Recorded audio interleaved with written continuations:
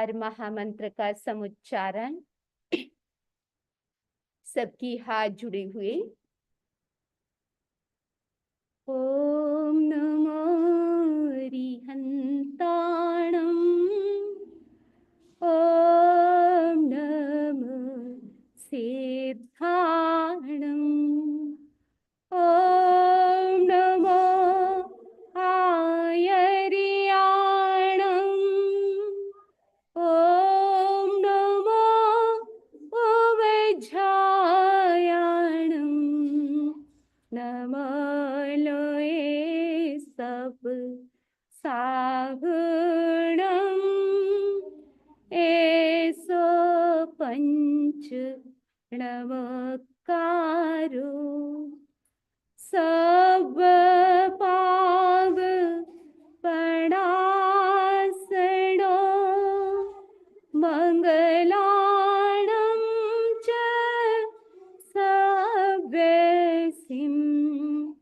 पाढमं हवै मंगलम्, पाढमं हवै मंगलम्। सबसे पहले we will practice meditation. काय गुप्ती का अभ्यास कर रही हैं। सभी भाई बहन सीधे बैठी। Keep your backbone, neck and head in straight line, but without stiffness. Close your eyes gently.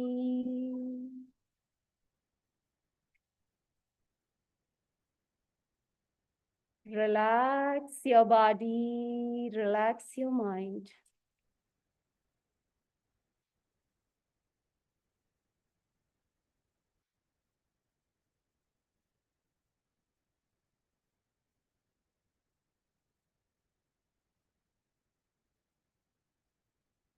कुछ मिनटों के लिए आपको न हिलना है, न बोलना है, न सोचना है। भगवान की प्रतिमा की तरह है। पूरे शरीर को अडोल निष्कंप रखें। श्वास की गति को मंद करें।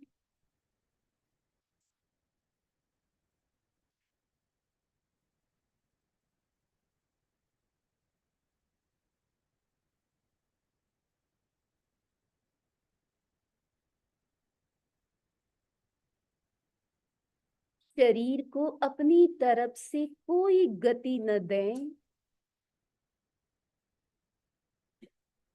बाहर की हलचल बिल्कुल शांत हो रही है।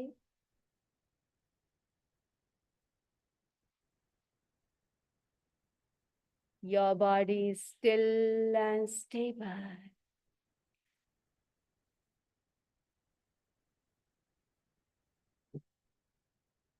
Your legs, backbone, shoulders, head, even eyeballs.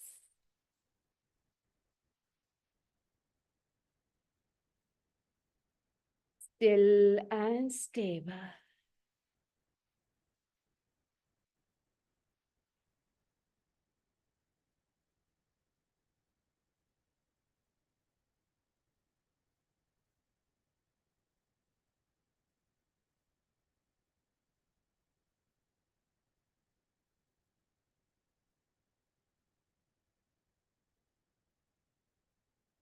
शरीर स्थिर है, वाणी स्थिर हो गई है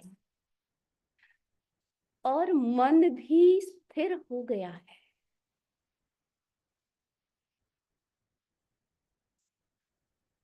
तीनों योगों के परे आत्मा की अनुभूति, उपयोग को एक्टिव करें।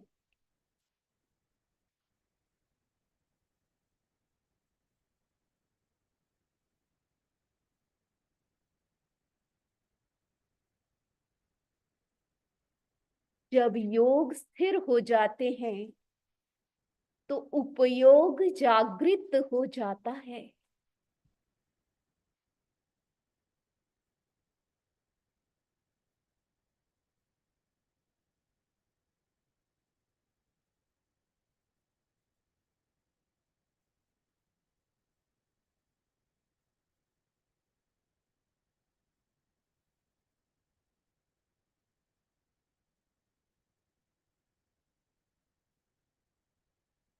धीमी गति से 2-3 लंबे श्वास लें।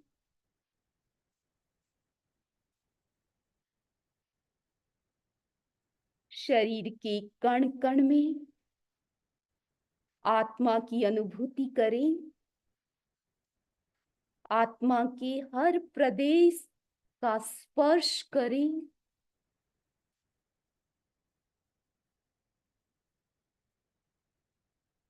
शरीर से भिन्न आत्मा का एहसास करें, अनुभव करें।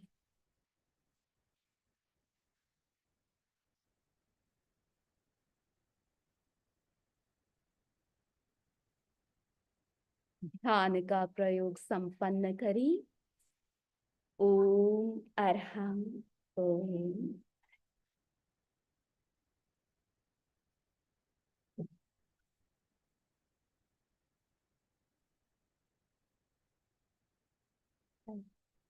पीयूष भाई, बच्चों को उसमें भेजें।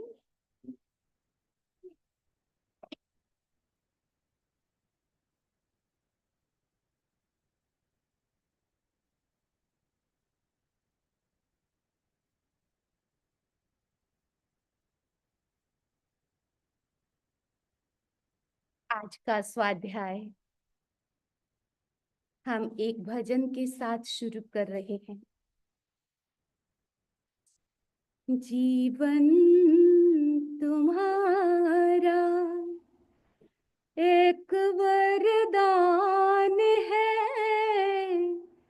एक वरदान है, आज मिला है फिर फिर ना मिलेगा।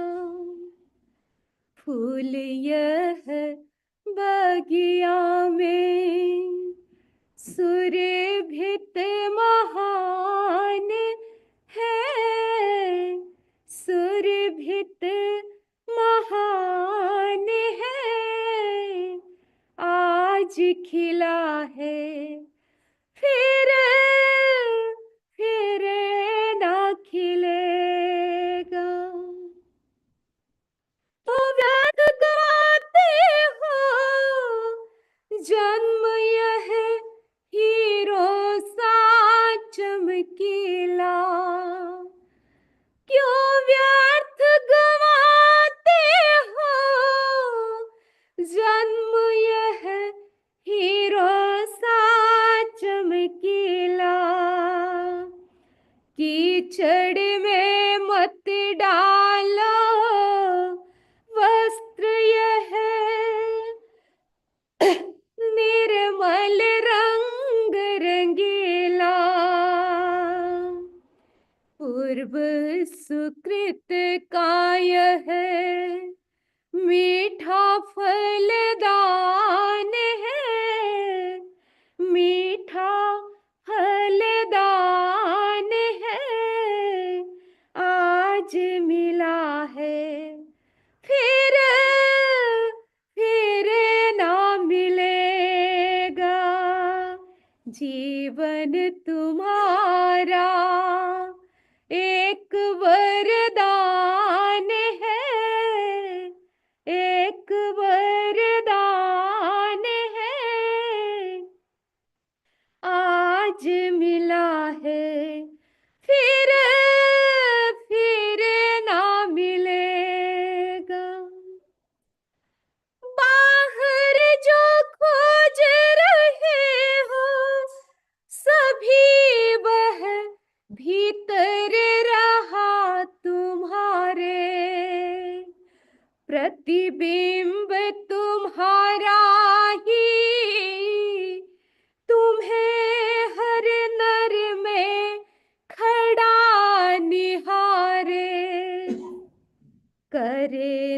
सके क्यों अपनी तुम पहचाने हैं, तुम पहचाने हैं, आज मिला है फिर फिर ना मिलेगा।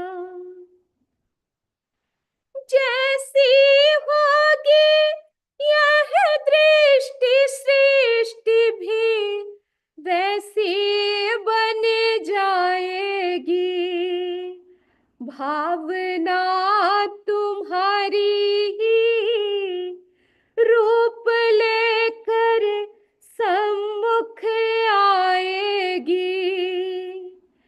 जैसी होगी यह दृष्टि सृष्टि भी वैसी बन जाएगी, भावना तुम्हारी ही रूप लेकर सम्मुख आएगी।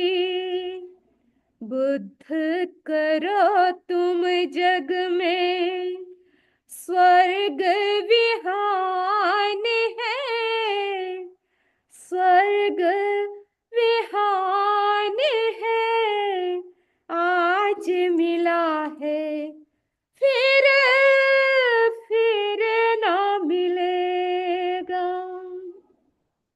जीवन तुम्हारा एक वरदान है, एक वरदान है, आज मिला है फिर ना मिलेगा। फूल यह बगिया में सुरभित महान है, सुरभित महान है, आज खिला है फिर ना खिलेगा, आज मिला है फिर ना मिलेगा। वीतराग परमात्मा महावीर को नमन। परमाराध्य गुरुदेव की चरणों में वंदना। यहाँ उपस्थित धर्मानुरागी भाइयों और बहनों, आज का हमारा स्वाध्याय 20th सेंचुरी का एक जैन योग का ग्रंथ जिसका नाम है मनोनुशासनम, इसके रचयिता आचार्य श्री तुलसी। इसका स्वाध्याय हमारा चल रहा है, गैप लंबा हो जाता है, लेकिन फिर भी मैं वापस आपको कनेक्ट करना चाहती हूँ कि पिछली बार भी हमारा सब्जेक्ट यही था, स्पिरिचुअलिटी एंड हेल्थ। तो इस ग्रंथ के आधार पर हम इसकी चर्चा करने जा रहे हैं। आप सब जानते हैं कि आपके दिल और दिमाग में कहीं न कहीं हेल्थ को लेकर, फैमिली हेल्थ को लेकर, इंडिविजुअल हेल्थ को लेकर विचार आता है। आप उस पर ध्यान भी देते हैं, और जब हेल्थ की बात आती है तो दो बातें सामने आती है कि हेल्थ के लिए क्या करना चाहिए। तो या तो आप वर्क आउट करते हैं, या हेल्थ के लिए, हेल्थ कॉन्शियस के लिए क्या करते हैं, अपनी फूड की हैबिट है, ईटिंग हैबिट को सुधारते हैं। तो आपका ध्यान केवल फूड पर जाता है या एक्सरसाइज पर जाता है, लेकिन स्पिरिचुअलिटी आपको और आगे ले जाती है, और आज आपको एक नया कॉन्सेप्ट देगी कि कैसे स्पिरिचुअलिटी और आपकी हेल्थ कैसे दोनों एक है और एक दूसरे पर आधारित है। स्पिरिचुअलिटी आधारित नहीं है, लेकिन हेल्थ है वो स्पिरिचुअलिटी पर आधारित है। स्पिरिचुअलिटी की डेफिनेशन करें तो सिंपल सी बात है, do right thing right way on right time. बस सिंपल सी बात है, सही करो लेकिन सही भी सही तरीके से करो। अगर तरीका आप नहीं जानते, आप विधि नहीं जानते और करने के साथ विवेक नहीं जोड़ते, तो कभी कभी सही क्रिया भी आपको सही लाभ नहीं देती है। इसलिए हम स्पिरिचुअलिटी के व्यापकता को आज जानेंगे कि किस प्रकार रूट में स्पिरिचुअलिटी है और उसका फल है वो हेल्थ है। बहुत कुछ हो सकता है, लेकिन एक बिंदु है वो हेल्थ से जुड़ा है। तो प्लांट द स्पिरिचुअलिटी आपके भावों में, आपके विचारों में, आपके वचनों में, आपके व्यवहार में और आपकी हर क्रिया में। आपने स्पिरिचुअलिटी को कितना उतारा है, कितना जोड़ा है, और ये बात कितनी सिंपल है। उस सिंपल बात को आज समझेंगे कि ये स्पिरिचुअलिटी बहुत बड़ी चीज नहीं है कि आप डे टू डे लाइफ के साथ आप जोड़ न सके, आप अपनी लाइफस्टाइल को स्पिरिचुअलिटी के साथ जोड़ न सके। ऐसी बात नहीं है। बात जानकारी की है और जागरूकता की है। मुझे एक कहानी बहुत पसंद है। पसंद इसलिए है कि उसमें एक बुद्धिमत्ता, एक विजडम जुड़ी हुई थी। एक व्यक्ति बहुत गरीब था। गरीब की भी एक लिमिट होती है, उस लिमिट से भी पार था। कपड़े पहनने को कपड़े नहीं, खाने को रोटी नहीं, रहने को जगह नहीं, कुछ भी नहीं था। सब तरफ अभाव था। एक सिद्ध योगी उनको मिले। कभी कभी भाग्योदय होता है कि कुछ भी नहीं होता है तो ऐसा क्षण आता है कि व्यक्ति के पास सब कुछ आ जाता है। तो सिद्ध योगी ने कहा कि तुम वरदान मांगो, लेकिन वरदान के साथ एक शर्त थी। कई बातों के साथ शर्त जुड़ जाती है। आप सब जान रहे हैं कि कैसे शर्तें नेशन टू नेशन के साथ भी रहती है। तो एक शर्त थी। सिद्ध योगी ने कहा कि वरदान मैं एक ही दूंगा, एक ही वरदान तुम्हें मांगना है। अब वो गरीब व्यक्ति सोचने लगा कि एक ही मांगना है तो मैं क्या मांगू। कपड़े मांगूंगा तो खाने को रोटी नहीं, रोटी मांगूंगा तो रहने को जगह नहीं, जगह मांगूंगा तो करने को कुछ है नहीं। क्या मांगू? एक ऐसी क्या चीज मांगू जो सब कुछ मिल जाए। तो वो कहलाने को गरीब था, लेकिन बुद्धि से बहुत अमीर था। उसके पास ऐसी प्रज्ञा जागृत थी। उसने कहा एक ही वरदान मांगा और उस एक वरदान में सब कुछ मांग दिया। उसने क्या कहा? उसने कहा कि महात्मा, अगर मुझे वरदान देना चाहते हो तो मैं 7 मंजिले महल में अपने पोते को, ग्रैंडसन को, गोल्डन की प्लेट में खाना खाते हुए देखूं।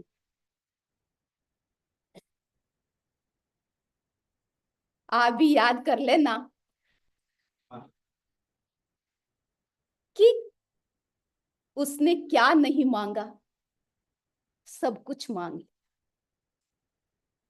सोने की प्लेट किसके होगी? जब सारे बड़े बड़े कारोबार चलेंगे, फैक्ट्रीज चलेगी, तभी तो कुछ होगा। तो महात्मा ने तथास्तु कह दिया। एक वरदान में सब कुछ मिल गया।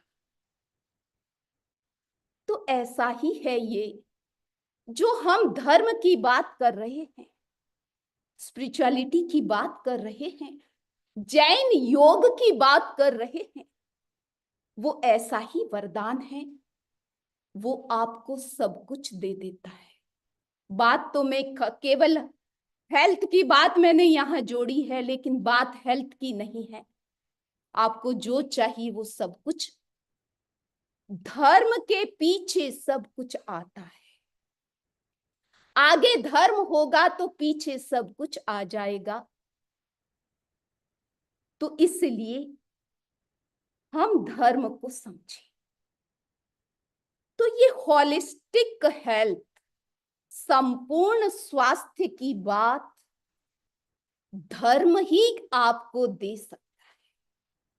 और अगर आप रूट में जाएं कि एक व्यक्ति को कभी गोली लेने का काम ही नहीं पड़ा, 80 वर्ष आ गए, 90 वर्ष आ गए, लेकिन अपने जीवन में कभी उसने मेडिसिन नहीं लिया।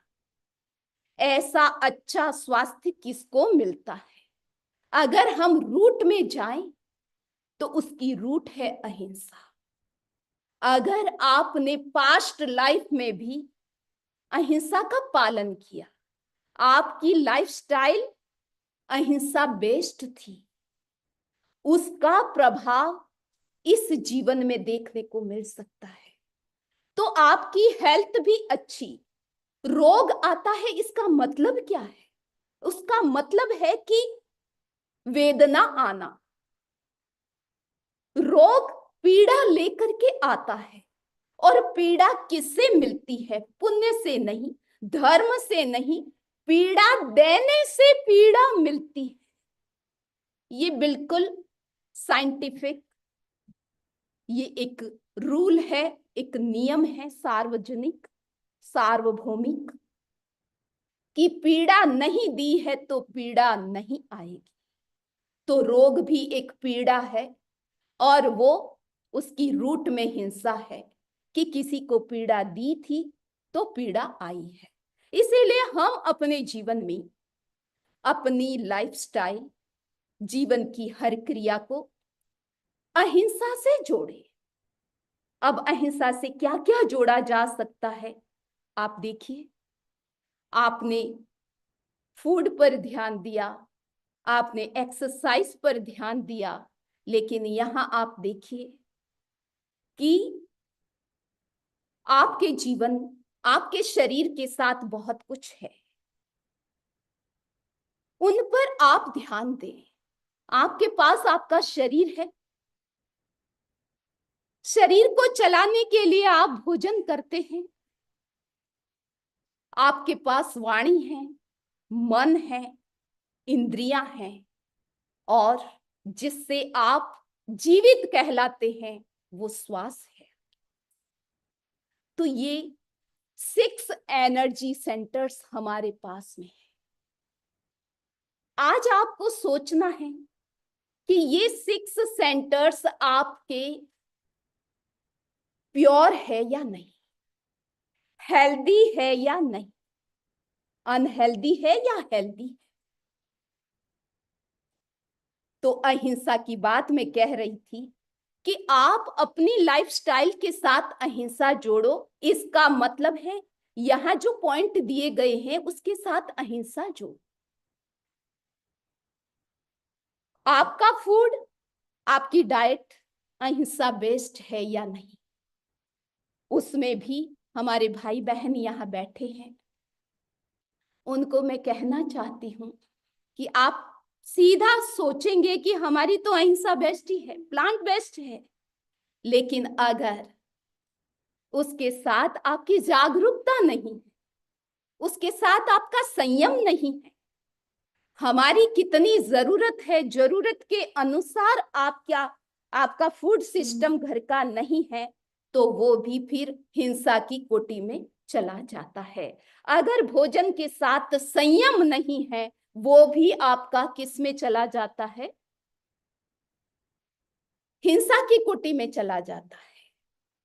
तो ये 6 प्रकार की बातें हैं, और इन 6 पॉइंट को अगर हम प्योर करते हैं, इनको हेल्दी रखते हैं, तो आप पूर्ण स्वास्थ्य को प्राप्त करते हैं। इसके साथ साथ एक और लिस्ट हो जाती है, जिसमें आपके फ्रेंड्स आ सकते हैं, आपके हॉलीडेज, वेडिंग सिस्टम, आपका मीटिंग्स, आपकी पार्टी, बिजनेस, शॉपिंग, जो कुछ भी है, आप सबके साथ सोचो कि वो आपकी सारी क्रियाएं सांसारिक, जहां कहीं भी आप जाते हैं, बैठते हैं, आपका किसके साथ संपर्क है, किसके साथ संबंध है, उनके साथ आप एक चीज जोड़ दो कि वो अहिंसा बेस्ड है या नहीं। मेरे से ज्यादा आपको आइडिया है। हॉलीडे बुक करने से पहले देखो कि जहां हॉलीडे पर जा रहे हैं वहां रेस्टोरेंट कहाँ, क्या, कैसा अवेलेबल है, वहां आप जा रहे हैं तो कैसा वातावरण है। हर चीज अगर सोच करके जाते हैं, और सेंटर में अगर आप अहिंसा को रखते हैं, तो आपकी हेल्थ को कोई बिगाड़ नहीं सकता, इस लाइफ में भी और नेक्स्ट लाइफ में। तो आइए सबसे पहले आज हम पहला जो पॉइंट था फूड को लेते हैं। तो how to purify the energy of your food. उसमें इस ग्रंथ में, मनोनुशासनम ग्रंथ में, हमारे आचार्य कहते हैं कि 3 बातों का ध्यान दो। 3 बातें क्या है? हिता आहार, मिताहार और अल्पाहार अथवा सात्विक आहार। ये 3 बातों पर ध्यान दें। हिता आहार का मतलब है जो भोजन आपके मन को हेल्दी रखे, आपके शरीर को हेल्दी रखे, आपके इमोशंस को हेल्दी रखे, उसको हम हेल्दी फूड कहेंगे। केवल शरीर को पुष्ट करने वाला भोजन हेल्दी नहीं हो सकता, वो हिता आहार की कोटि में नहीं आता है। इसीलिए हिता आहार का मतलब है हेल्दी फूड, हेल्दी डाइट, जो अहिंसा से जुड़ी हुई है, जो आपके मन, भाव और शरीर की स्वस्थता के साथ जुड़ी हुई है। दूसरा है मिताहार, मॉडरेट डाइट। तो आपकी डाइट है वो मॉडरेट होनी चाहिए। हम जो साधु हैं, साधु के लिए कहा गया कि एवरी डे हमको कितना घी लेना है, कितना दूध लेना है, कितना मक्खन लेना है, हमारी मात्रा बंधी हुई है।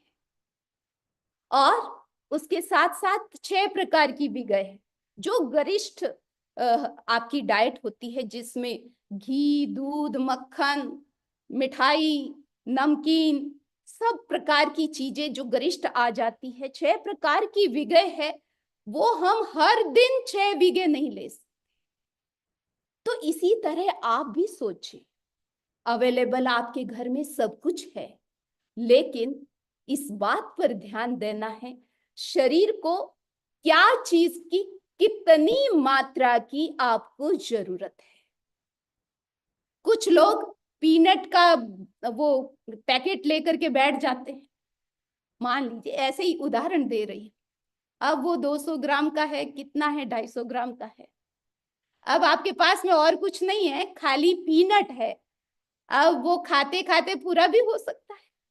अब आप देखिए कि कोई एक दिन में एक पैकेट पूरा कर दे पीनट का, क्या बॉडी को जरूरत है उतनी एक साथ जरूरत है? उसका इफेक्ट क्या?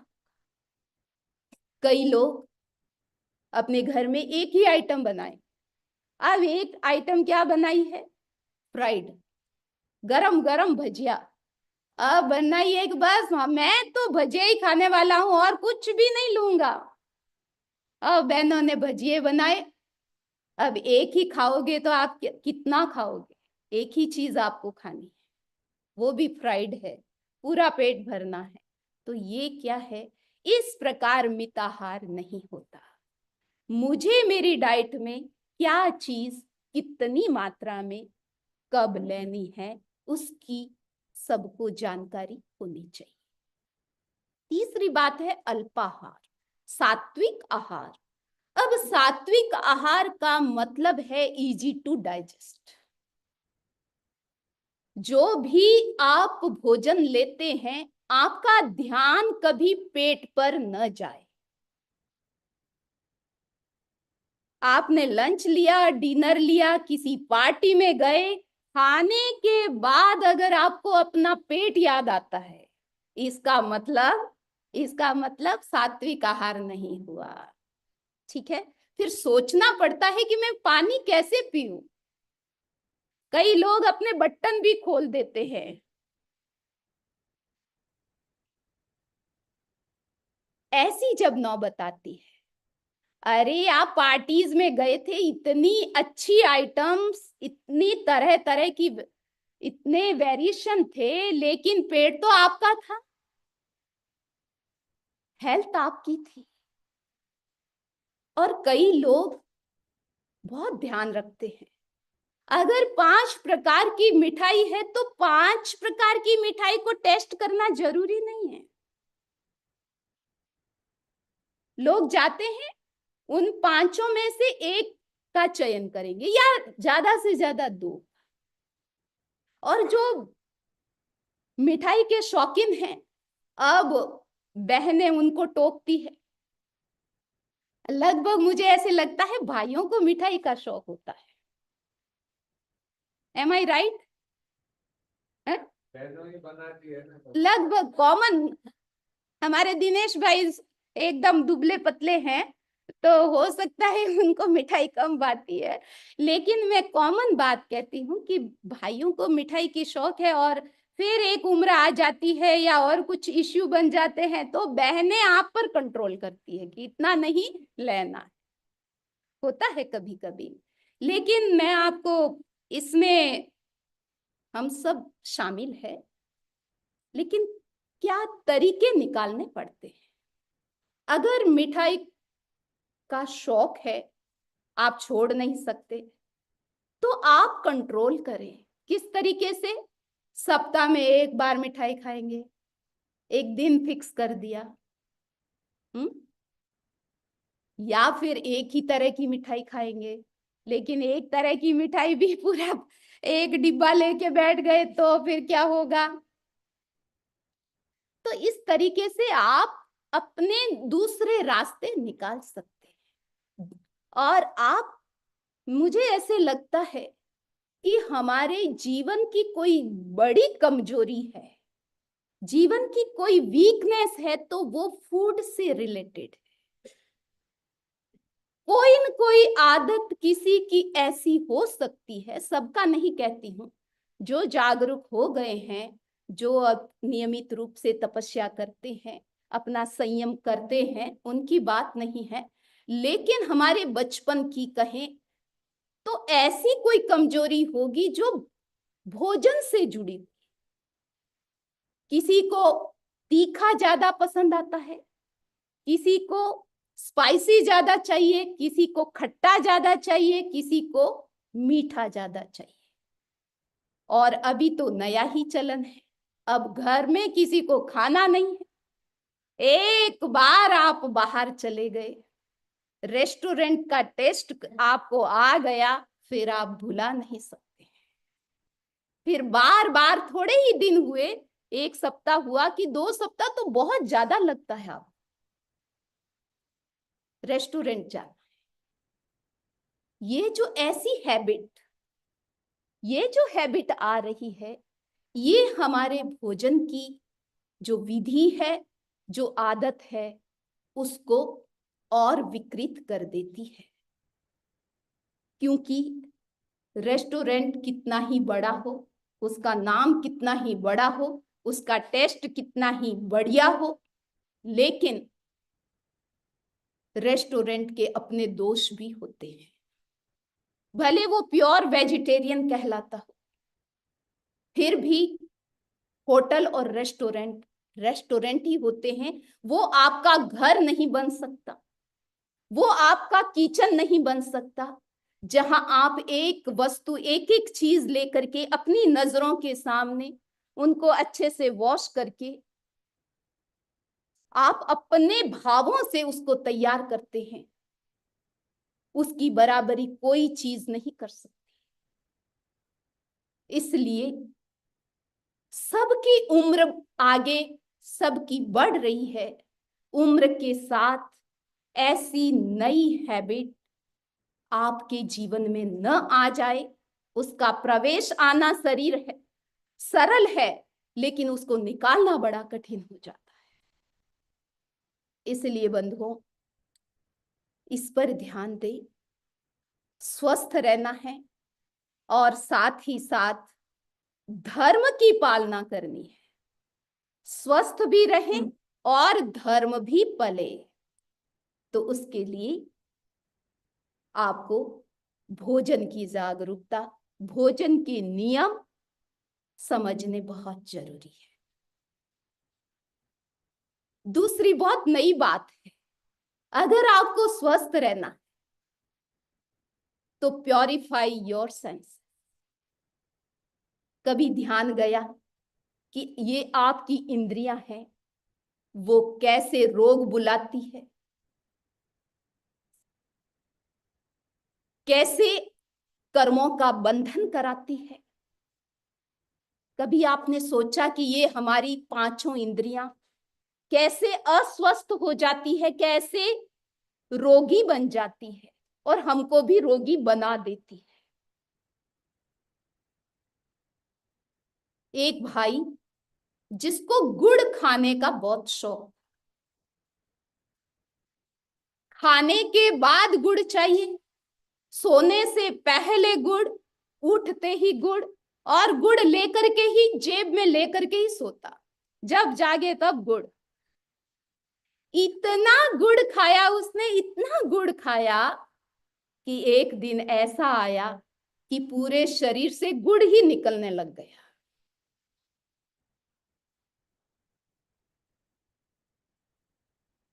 तो ये किसका दोष था पता है आपको?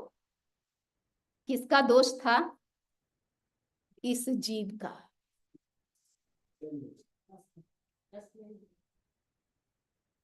ये फूलीबाई और लालीबाई, इनके दो नाम है, फूलीबाई और लालीबाई। अब इस लाली को बहुत समझाना जरूरी होता है, इसको कंट्रोल में रखना बहुत आवश्यक होता है। और इस प्रकार कई प्रकार के दोष, आंखों से जुड़े हुए, कानों से जुड़े हुए, कई बार क्या होता है कि आपने अपने आंखों से नहीं देखा, किसी से आपने सुना, आपको पता ही नहीं है व्हाट इज द रियलिटी, लेकिन सुन करके आपने उसको इतना फॉरवर्ड किया, इतना फॉरवर्ड किया कि बात कुछ और थी और फैल कुछ और गई। तो कई बार ऐसा होता है। इसीलिए भगवान महावीर ने कहा कि कानों से आप बहुत कुछ सुनते हैं दुनिया में, और आंखों से आप बहुत कुछ देखते हैं, लेकिन सब कुछ देखा हुआ और सुना हुआ कहने योग्य नहीं होता है, उसको शेयर करने योग्य नहीं होता है। बहुत सारी बातें भीतर में रखने की, समझने की होती है, और जो समझने की होती है वो जबान के ऊपर आ जाती है, तब महाभारत फिर से होने लग जाता है। तो ये 5 इंद्रियां हमारी, उससे इनको शुद्ध करना, उनको हेल्दी रखना। ये 5 इंद्रियां हेल्दी कैसे रह सकती है, तो उसका अभ्यास बताया। कि स्टिल योर आई बॉल्स। अभी हमने काय गुप्ती का अभ्यास स्वाध्याय से पहले कराया था कि आप थोड़ी देर के लिए आप स्थिर हो जाओ। शरीर को, मन को, वचन को, सबको कुछ मिनट के लिए बिल्कुल स्थिर कर दो। करके तो देखो कभी। तो ये स्थिरता और स्पेशली हमारी आंखों की जो अस्थिरता है, यानी आंखों को कभी स्थिर करते ही नहीं। आपको पता ही नहीं है, कई लोग इतनी आंखें झपकाते हैं, उनकी ब्लिंक बहुत होती है, उसको पता नहीं है। जब सामने वाला कोई कहता है तब उसे एहसास होता है कि मैं आंखें कितनी झपकाता। ये आंखें बाहर से झपकती है, लेकिन ये प्रभावित पूरे शरीर को, पूरे आपके भीतर के तंत्र को, आपके मन को चंचल बनाती है। जिनकी आंखें स्थिर हो जाती है उसका मन भी स्थिर होने लग जाता है। अगर आपका मन ज्यादा भटकता है, ज्यादा चंचल है, तो आप कुछ मिनटों के लिए आप अपनी आंखों को स्थिर करें। दूसरा है स्टिल द ब्रेथ।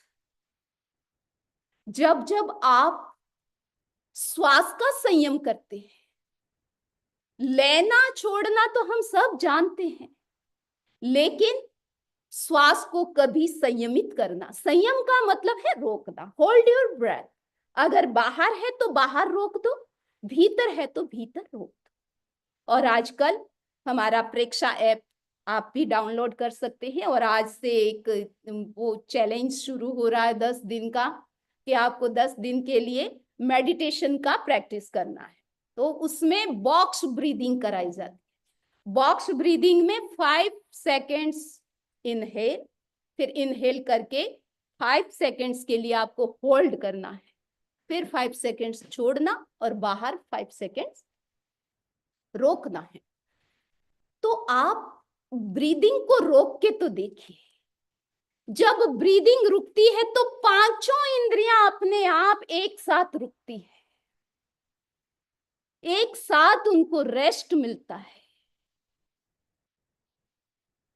और तीसरा है स्टे एट नो स्टेप। आपने हमारी कई जिनेश्वर भगवान की मूर्ति आपने देखी होगी, जिनकी आंखें खुली है। एक तो सीधी आंखें खुली है, एक अर्ध आंखें, आधी आंखें खुली है, और कुछ मुद्राएं, कुछ आपने प्रतिमा ऐसी भी देखी होगी जिनकी आंखें नाक के अग्रभाग पर टिकी हुई है। ऐसी मुद्रा भी आपने देखी होगी, नासाग्र पर आंखों को टिका। जैसे ही आप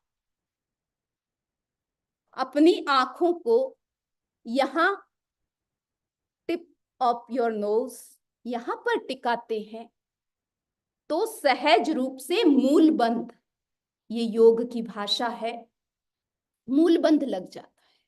यानी आपकी सुषुम्ना नाड़ी, बीच की जो सुषुम्ना नाड़ी है हमारी, वेरी इंपॉर्टेंट, वो जागृत हो जाती है और व्यक्ति नेचुरली अंतर्मुखी हो जाता है।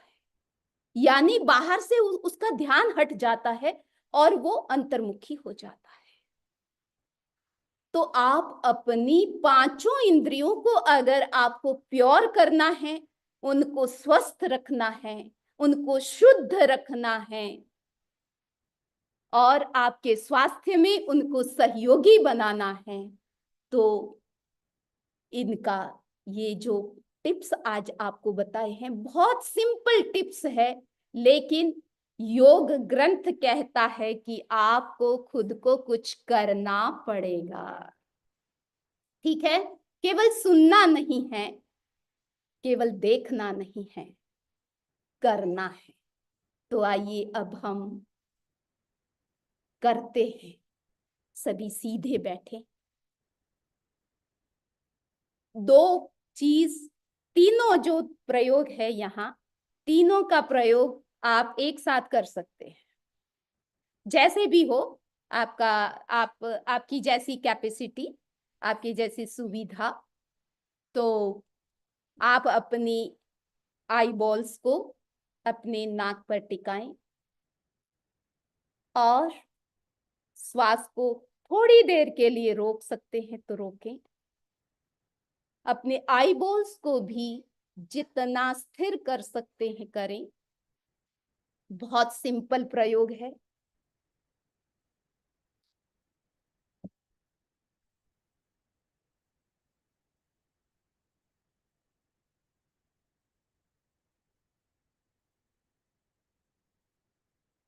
आप रेगुलर ब्रीदिंग का भी अभ्यास कर सकते हैं। मंद और शांत श्वास के साथ अपने आई बॉल्स को नाक के अग्रभाग पर टिकाएं।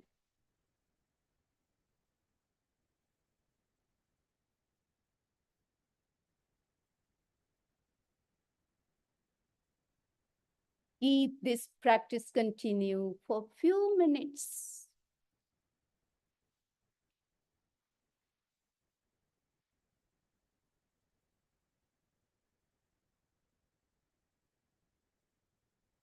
और आप अनुभव करें, इस प्रयोग के साथ आपका मन, आपकी इंद्रियां शांत हो रही है, स्थिर हो रही है, विचार शांत हो रहे हैं।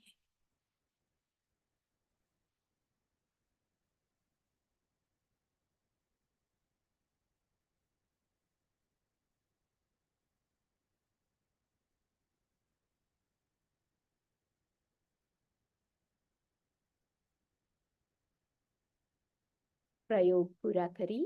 ओम अरहम ओम। बड़े समनी जी पधार गए हैं और आपकी सामायिक भी आने वाली है। तो आज आप सबको विदित है, बड़े समनी जी अपने उद्बोधन में आज का जो दिन है मदर्स डे, उसके लिए प्रेरणा देंगे। उसके साथ साथ आपका कई लोगों को आशीर्वाद के लिए सब इंतजार कर रहे हैं। दो आज विशेष फैमिली जिनको समणी जी के मुख से ही पहला आशीर्वाद सुनना है, तो कई प्रकार के आज अवसर पर मैं सबकी तरफ से निवेदन करती हूँ आदरणीय समणी जी को आज के उद्बोधन के लिए। ओम अरहम।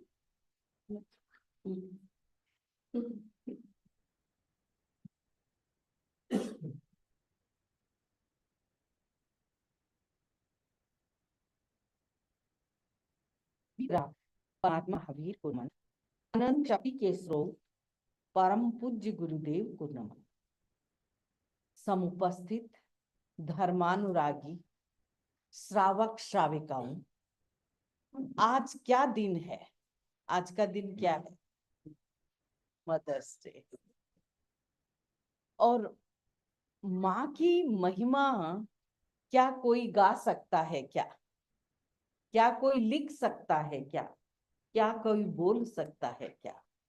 माँ इतनी अपूर्व अनुपमेय होती है और माँ की जो स्थिति है वो माँ ही जान सकती। माँ की स्थिति को भी लिखा नहीं जा सकता, क्योंकि माँ की स्थिति अनुभव की स्थिति है।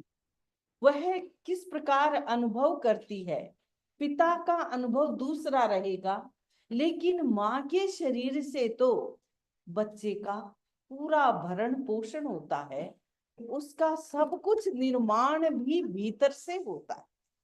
तो माँ की भूमिका बहुत महत्वपूर्ण है, जिसे हम शब्दों में कह नहीं सकते। अनुभव की बात है और हमने देखा है माँ की महिमा को न केवल इंसान लेकिन पशु पक्षी भी महसूस करते हैं। पशु पक्षी भी किस प्रकार माँ के अस्तित्व को स्वीकार करते हैं और उनका अस्तित्व भी माँ के आधार पर आगे बढ़ता है। तो बहुत बार ऐसा लगता है कि कुछ लोगों को मन में आए कि भाई माँ क्या करती है, तो माँ क्या नहीं करती है, इसलिए हमें उस पर्पस से सोचना चाहिए। तो आज का दिन अपनी माँ को याद करना है, अपनी माँ को थैंक यू कहना है, अपनी माँ का आभार ज्ञापन करना है, लेकिन इससे भी ज्यादा अपने आप में माँ का कर्तव्य है उसे भी अच्छे से निभाना है। और माँ बाप के प्रति जो कर्तव्य हमारा होता है वह भी अनुपमेय है। हम याद करें भगवान महावीर का गर्भकाल, अभी एम्ब्रोयो है, अभी बेबी महावीर भीतर है, लेकिन उस समय वो सोचते हैं मेरे मूवमेंट से माँ को कष्ट ना हो जाए, तो एकदम स्टैंड स्टिल हो जाते हैं। लेकिन माँ को चिंता हो जाती है, माँ के लिए बहुत क्रूशियल मोमेंट बन जाता है। कभी कभी बच्चों को ये पता नहीं होता कि माँ कितने लेवल पर चिंता कर सकती है, माँ कहाँ से। और ये भी कहा गया है कि प्रभु की भक्ति करते हैं तो प्रभु के बाद किसका नंबर आता है, माँ का नंबर आता है। पिता की बात नहीं कही है, माँ का नंबर आता है। और इसलिए आता है कि माँ सेंटिमेंटल रूप से भी बच्चों से बहुत जुड़ी हुई है। कभी कभी बच्चों के कष्ट को वो भीतर से अनुभव करती है, कभी बच्चा मुंह से कहता नहीं, लेकिन माँ समझ जाएगी। जो बच्चे बोलते नहीं हैं, जो बच्चे डीफ एंड डम हैं, उनकी भी सेवाएं माता ने कितनी की है। कैसे कैसे परिवारों में हम देखते हैं अपना सुख दुख भूल जाती है, अपना बाहर जाना भूल जाती है, अपना काम करना भूल जाती है, अपनी रोटी भी छोड़ देती है। लेकिन बच्चे, जो ऐसे बच्चे आ गए कुछ डिजेबिलिटी के साथ आ गए, तो माता जल्दी से अपने करियर के लिए उनके लिए वो अपना करियर छोड़ देती है, लेकिन बच्चे का ध्यान रखती है। तो ये माँ की महिमा है। और सबसे छोटा शब्द भी है पापा, डैडी, लेकिन माँ तो बस एक एक ही सिलेबल है, उसको कहीं से ब्रेक नहीं किया जा सकता, उसको छोड़ा भी नहीं जा सकता, तोड़ा भी नहीं जा सकता। इसलिए जो आज का दिन है, हम अपनी माँ की स्मृति में, यदि माँ इस संसार में है तो वैसे, यदि वो संसार में भी नहीं है तो उनके कनेक्शन तो हमारे से जुड़े हुए हैं, क्योंकि ये कॉर्पोरल बॉडी उन्हीं से निर्मित हुई है, उसको उसका पोषण भी मिलता है। तो हम माँ को याद करें और माँ के लिए, माँ की महिमा को भी हम समझें। और ये परिवार की जो धुरी है, परिवार का जो ऑर्बिट है, वो माँ है। माँ से ही परिवार चलता है, रिश्ते बनते हैं और आगे से आगे माँ की महिमा बढ़ाते हैं। तो हम सोच रहे हैं कि जैन धर्म में तीर्थंकरों की माता को भी बहुत रिस्पेक्ट दिया गया, तीर्थंकरों की माता के सपनों को भी सेलिब्रेट किया जाता है। तीर्थंकरों की माता, जिसको न केवल पिता लेकिन पूरी नगरी, पूरा सब सम्मान देते हैं, तो माता को विशिष्ट स्थान है। और ये मॉडर्न युग की बात है कि मदर्स डे सेलिब्रेट होने लगा है। तो पूरे साल बच्चे याद करे या ना करे, दूर रहे, लेकिन आज तो सब बच्चों के मैसेज आ जाते हैं। कई कई बार जो बहुत क्लोज है वो बच्चे फ्लाई करके आ जाते हैं, और न भी आए तो मैसेज आ जाते हैं, बात हो जाती है, कभी कभी माँ को गिफ्ट भेज देते हैं। तो एक प्रकार से मैं इसको बुरा नहीं मानती, मैं ये सोचती हूँ ये भी एक कनेक्टिंग थ्रेड है, कनेक्शन बनता है। और माँ के आशीर्वाद के लिए हम सब तत्पर रहें, सब उनके आशीर्वाद की बरसात अपने ऊपर होती हुई महसूस करें। जो मदर एनर्जी है वो एक प्रकार की अलग एनर्जी है, फादर एनर्जी है वो एक अलग एनर्जी है। तो 2 लाइन गाएंगे, गा दीजिए माँ के लिए। तो माँ, और अभी आपने कहा फादर एनर्जी, मदर एनर्जी, तो दोनों की एनर्जी जब साथ में मिलती है तब पूर्णता आती है। तो 2 लाइनें। जो सबका करते हैं, सभी को सुनते हैं, जो साथ लिए सभी को चलते हैं, मात पिता उन्हें कहते हैं। सुख आते हैं, दुख आते हैं, जो सुख दुख में संग रहते हैं, मात पिता उन्हें कहते हैं। दिल दरिया बना सुख अपना भुला, जो खुशियों से सबको भरते हैं, मात पिता उन्हें कहते हैं, मात पिता उन्हें कहते हैं। जैन धर्म में सन्यासी, साधु, यति जो भी घर छोड़कर संन्यास्त हो जाते हैं, तो हमारे लिए ये पूरा श्राविका समाज भी माता स्थानीय हो जाता है। आप हम सब के लिए माता के रूप में होते हैं।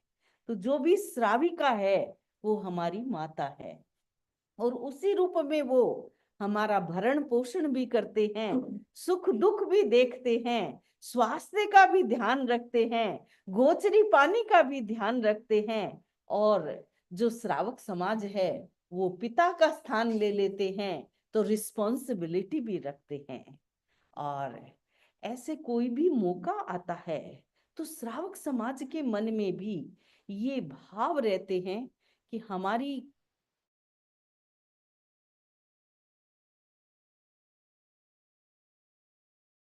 तो हैं, स्टेब्लिश होने की स्थिति में आते हैं। और उस स्थिति में पूरे परिवार के मन में यह भी रहता है, क्योंकि आजकल सबके मन में रहता है करियर फर्स्ट, करियर बना लो, तो करियर की बात ज्यादा सोचते हैं, परिवार उसके बाद आता है।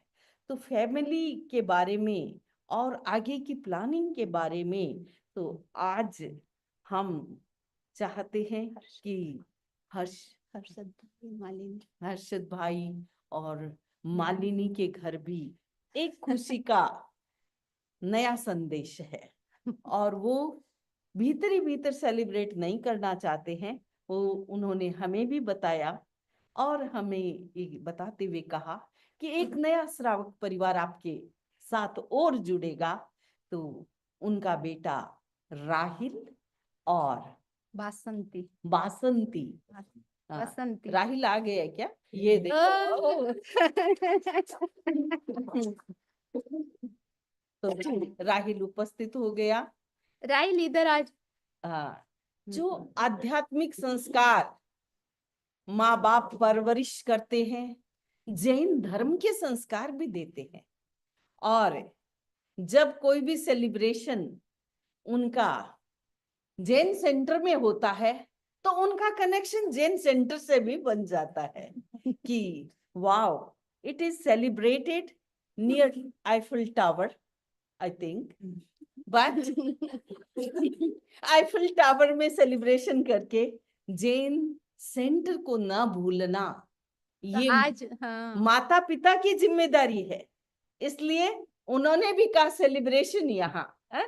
और आप देखते हैं 2 से 4 होते हैं, 4 से 6 होते हैं, समाज बनता है। जब यहाँ सेलिब्रेशन हो जाता है तो सबको मन में खुशी होती है, सब एवरीबडी इज हैप्पी। हाँ, तो सबको मन में खुशी होती है कि ये एक सेलिब्रेशन यहाँ हो गया, जैन सेंटर से कनेक्शन हो गया, कनेक्टिंग थ्रेड बन जाता है। तो एक दिन वो भी अपने जीवन में आगे आगे जो जो अवसर आएंगे, he would like to come to Jain centre, he would like to dedicate his effort, his services, and he want to celebrate the special moment with Vasanti, with the broader family over here. So we would like to bless you on this occasion, and we send the blessing to Vasanti too.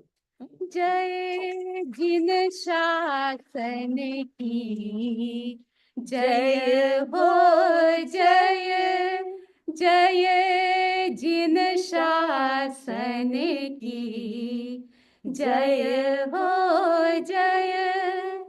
Rahil संग वसंती सोहे, राहिल संग वसंती सोहे, मालिनी हर्षद आनंदमय, जय जिन शासन की, जय हो जय, जय जिन शासन की, जय हो जय।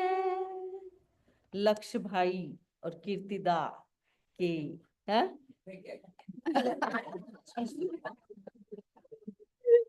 लाडू फूटता है तो मिठाई सब जगह बढ़ती है। तो बड़ा भाई, छोटा बड़े भाई, भाई हैं, हाँ, हाँ, और छोटे के बड़े, बड़े भाई, बड़े भाई और छोटे भाई के घर खुशी आई तो बड़े भाई के घर पहले खुशबू आएगी। बड़ी मम्मी, बड़े पापा और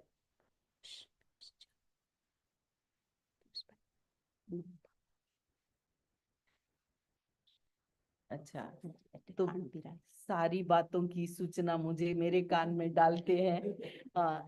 पीयूष भाई, पीयूष और ज्योति, अच्छा, उनके मम्मी पापा भी आए हुए हैं। हाँ, तो उनकी भी बोथरा साहब बोथरा बैठे हैं, साहब, हाँ, तखतमल जी, हाँ, आप भी, तखतमल इनके भी आज बोथरा की, एनिवर्सरी हाँ, है। और श्रीमती बोथरा, क्या नाम, हाँ, हाँ, तो उनकी एनिवर्सरी है। और जब जैन सेंटर में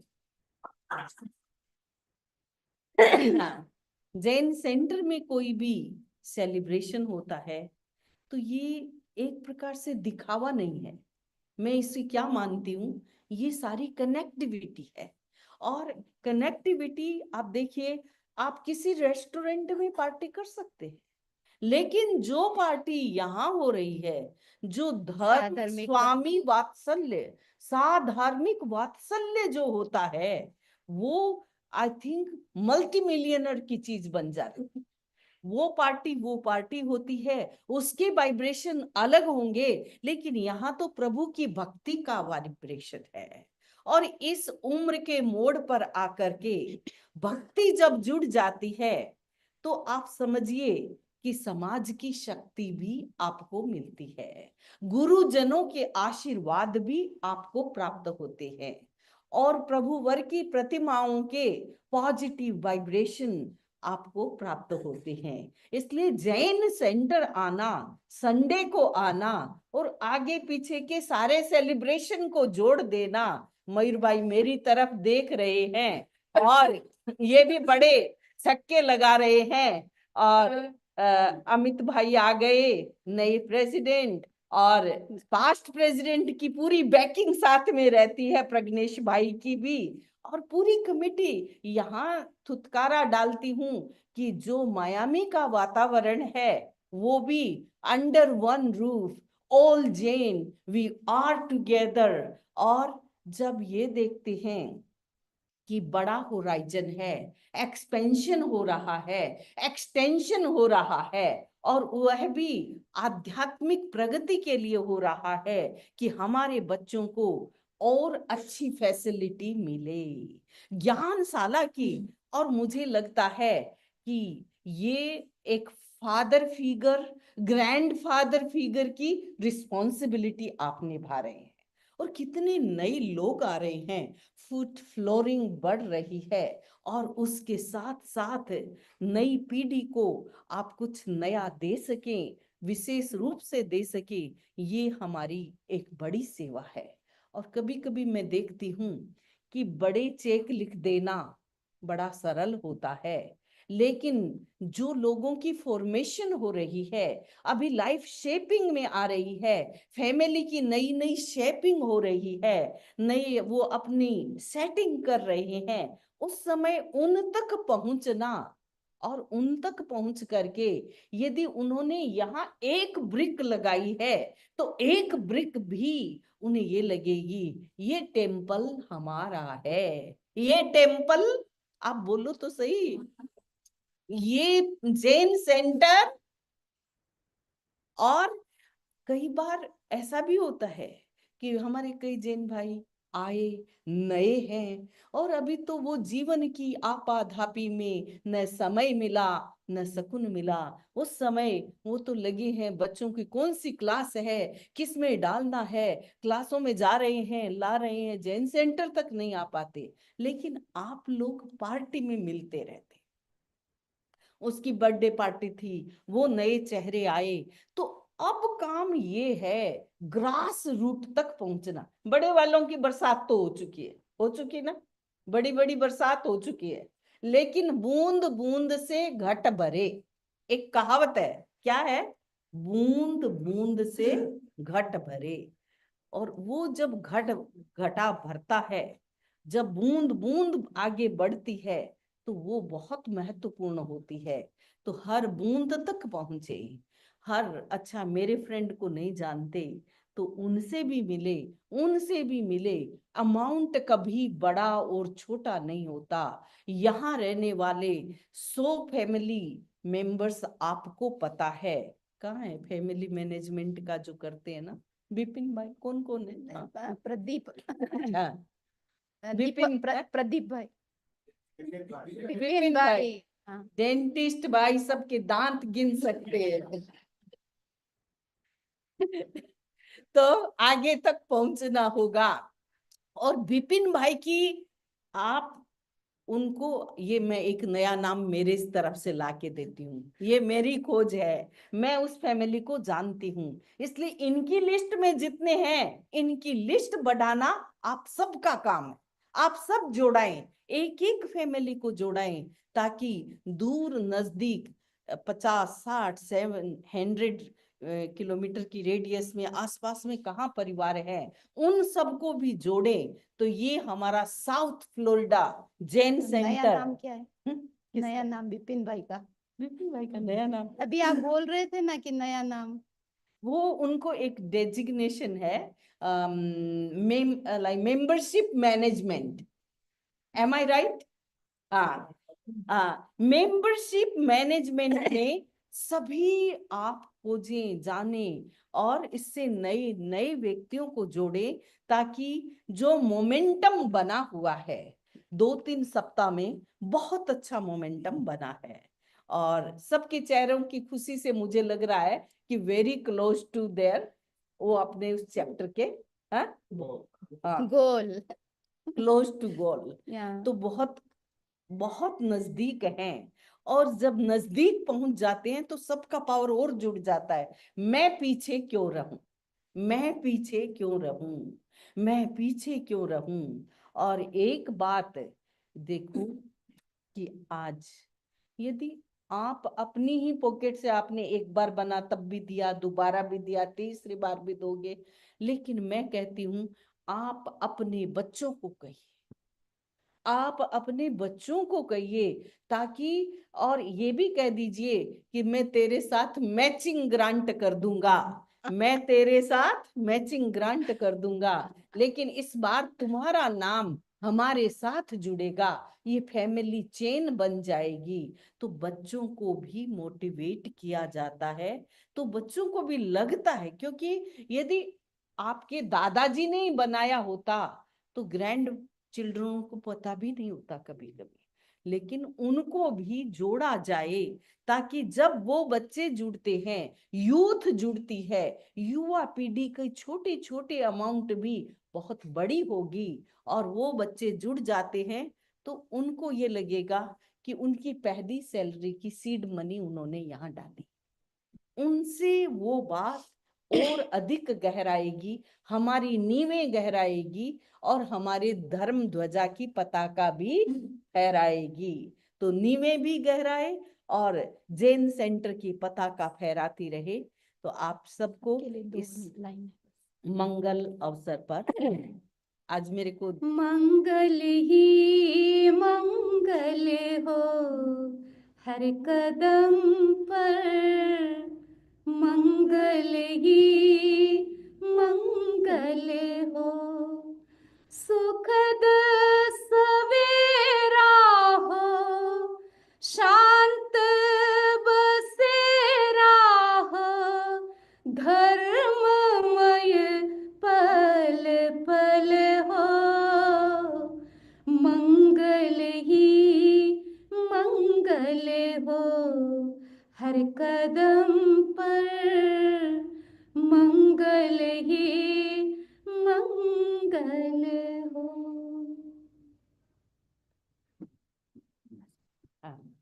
अब समय पूरा हो रहा है, मंगल पाठ पहले सुना दूं या बाद में? पहले सुना। हाँ। जुड़े हुए हाथ,